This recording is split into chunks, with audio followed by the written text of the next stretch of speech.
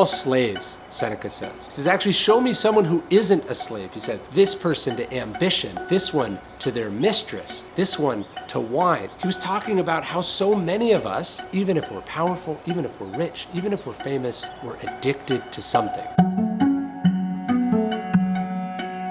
Maybe you can't start your morning without coffee, or a cigarette, or a drink, or maybe you can't go to bed without doing those things or some other thing, right? We all have addictive tendencies, but addiction comes when that thing gains full and complete power over us, when we are powerless to not do that thing. I'm Ryan Holiday. I'm the author of a number of books about Stoic philosophy. I've spoken about it to the NFL and the NBA, sitting senators, special forces leaders. I'm also a human being with my own addictive tendencies and my own demons that I've battled, workaholism being the darkest and the hardest of one. It's also a reason that I don't drink, don't do drugs, because I know I have that part of me, and I know it's not a part of me that I want to enable. Well, in today's episode, we're going to talk about what the Stoics teach us about sobriety, about discipline, about getting clean, keeping clean, taking control of ourselves, and how we battle these very timeless and very human addictions, and what Stoicism can teach us on that day-to-day journey. All right, so walk me through, how does Stoicism help you get sober? People think that rehab, people who haven't been, I think they have this preconceived notion that there's like this pill they give you, and suddenly it just all goes away, Sure. you know, and you go to rehab and you come out and things are just fine. And what I realized it was for me is it's a deep dive into why we make the choices we make and why we're so self-destructive. Yeah. After you start understanding more about what is kind of triggering you on this journey, the answer to these kind of insecurities is discipline, and it is a structure. And people, it's funny, as I've read more as I get older and the more things I've taught myself, I've realized that a lot of the spiritual practices or a lot of books that I've read are almost saying the same thing in different ways. Sure. Like the theme that I found most important to me is that, for lack of a better word, discipline is destiny. Yeah. And that has been my way out of the turbulence in my life back in the day. Yeah, I think if anyone's ever been to physical therapy or rehabbed from an injury, you get the sense that it's like, oh, I'm going to be worked on. I'm going to go and I'm going to get massages or this kind of treatment or this medicine. But really they're like, no, here's the work that you have to do, right? And it's the same for, I think, the other forms of rehab. You don't go there and then they're like, here are all the secrets to not drinking or doing this or that anymore. What they're like is, here are the things that you have to do every single day of your life. Like, as they say it works if you work it, right? Like, if you do that work, then you'll stay sober. If you don't do that work, you won't. And it's really, really hard work. It's like the hardest work because it's on yourself and it's against habits or practices or assumptions you've had your whole life. In recovery circles, they have this great acronym, HALT. It stands for hungry, angry, lonely, or tired. The point is, when you're feeling those things, when you haven't been sleeping enough, when you haven't been eating right, when you're isolated, whatever it is, you're less likely to be able to be the strong-willed, disciplined, healthy, safe, smart person that you want to be. You know, the Stoics weren't superhumans. They didn't, because they read a couple of these texts, never have cravings, never slip, never mess up. And in fact, a big part of Stoicism is that kind of self-awareness, monitoring why you're feeling what you're feeling. Stopping when you feel that feeling and going, why am I feeling this way? Am I feeling frustrated, upset, like I need to do this thing that I told myself I'm trying to stop doing? Do I need to do it, or do I just feel that way because of some other thing that I've been neglecting or not taking care of? There's a great study I saw a couple years ago that found that the majority of arguments between spouses were rooted in one or more of them being hungry, right? So if you're mad at yourself for falling off, if you're mad at yourself for not being the disciplined, stoic, and complete and total self-command of themselves, stop and think about that acronym. Ask yourself, hey, what's actually going on with me? And am I setting myself up for success generally? But then specifically in this moment, what voice inside me am I listening to? What is the context in which I'm considering this or thinking this or reacting this? Seneca says that philosophy doesn't take away natural feeling. You know, it doesn't matter how many books you've read, how steeped in Stoicism you are. If you're hungry, angry, lonely, tired, you're not going to be your best self. And thinking about that is a really, really important part of making better decisions.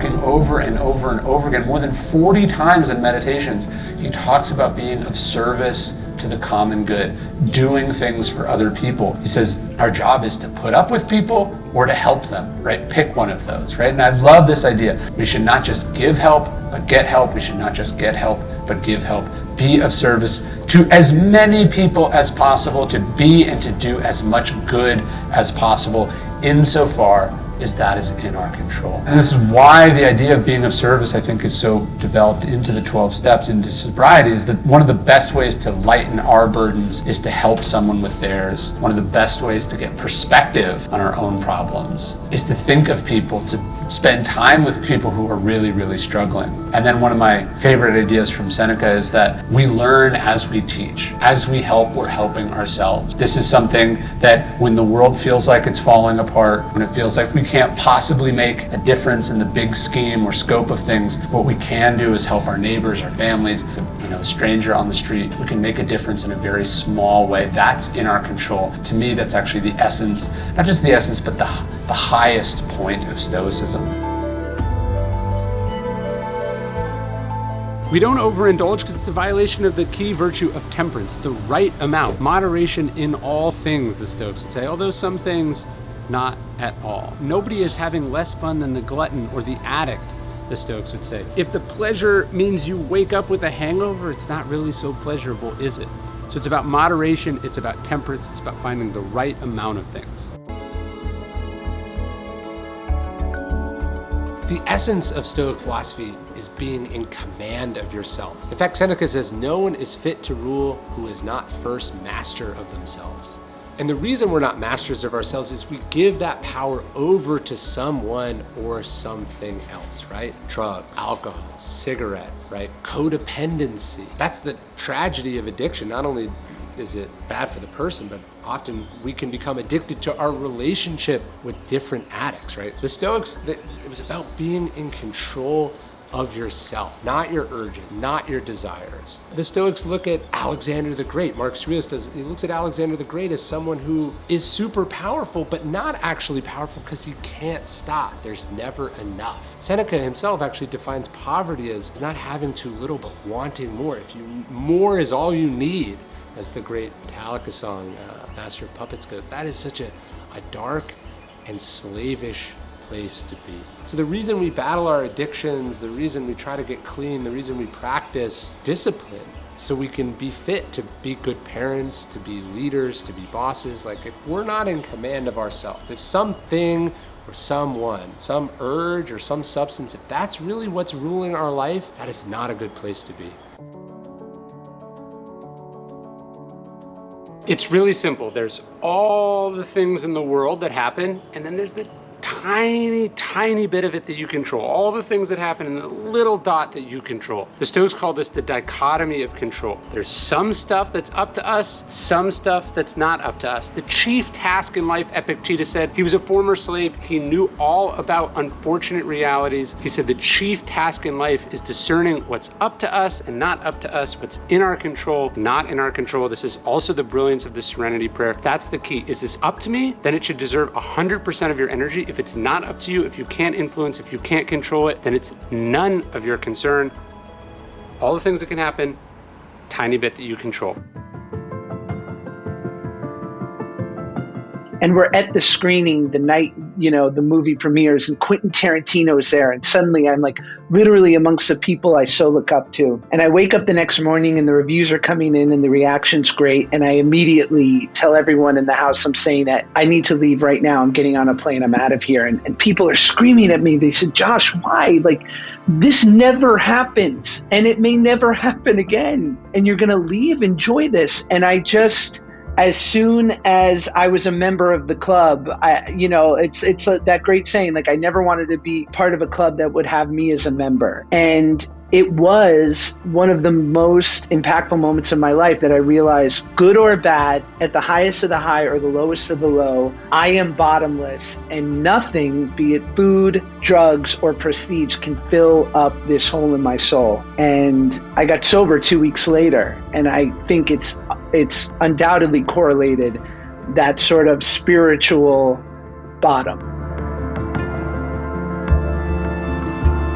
And it is inevitable that we will fall short. Marcus did, I do, everyone does. Antoninus Pius probably did too, which is why in Meditations, Marcus Aurelius says to pick yourself back up when you fall, but he also says to celebrate the fact that you're a human being. What matters, he says, is that you come back to the rhythm of it. We're gonna be jarred by circumstances, we're gonna be messed up, we're gonna slip on our diet, on our New Year's resolution, on the progress we were making. That's okay. What matters is that you get back up. What matters is that more often than not, you stick to it, that you always come back home to it.